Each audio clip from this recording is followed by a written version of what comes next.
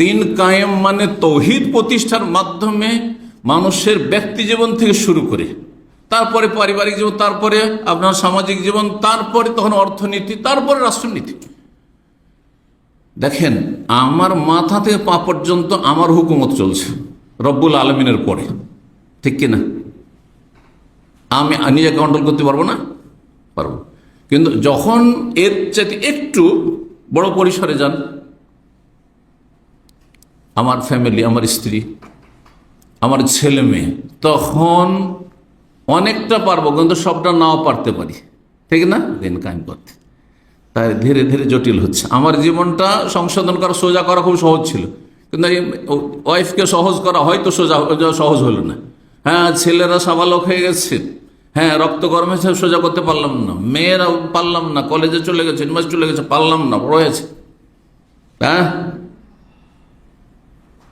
জটিলতা বাড়ছে। কিন্তু যখন নিজের আত্মীয় বংশ আসলো, নিজের গোত্র, তখন আরো সমস্যা বাড়লো, যে আরো 10টা ঘর আমার গোত্র, গোটা বংশ, 50-60টা ঘর, গোটা গ্রাম, হ্যাঁ, গোটা সমাজ, গোটা ডিস্ট্রিক্ট, গোটা দেশ।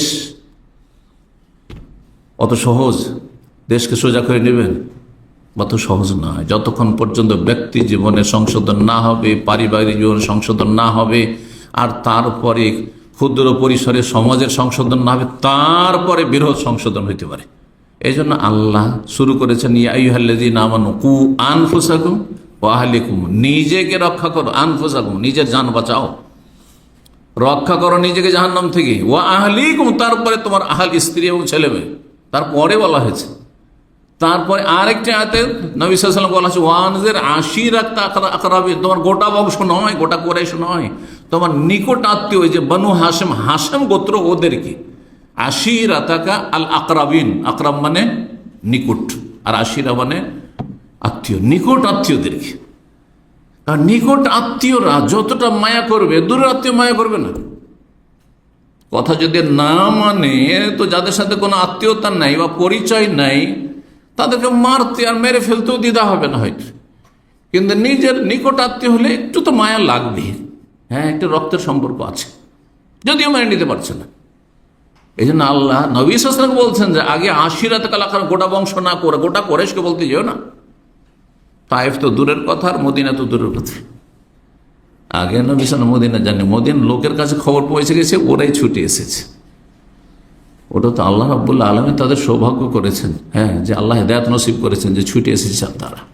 কিন্তু নবী সাল্লাল্লাহু আলাইহি ওয়াসাল্লাম পরে গেছেন, 13 বছর পরে গেছেন। জি, বিষয়গুলো চিন্তা করুন। যা হোক, কথা ওইদিকে না বাড়িয়ে আসি। কাবিরা গুনাহ থেকে বেঁচে থাকতে হবে। কাবিরা গুনাহ থেকে যদি আপনি বাঁচার ক্ষেত্রে সজাগ হয়ে যেতে পারেন, তাহলে দেখবেন সাগিরাগুলি আপনার জীবন থেকে কমে আসবে, ছোট গুনাহ কমে আসবে।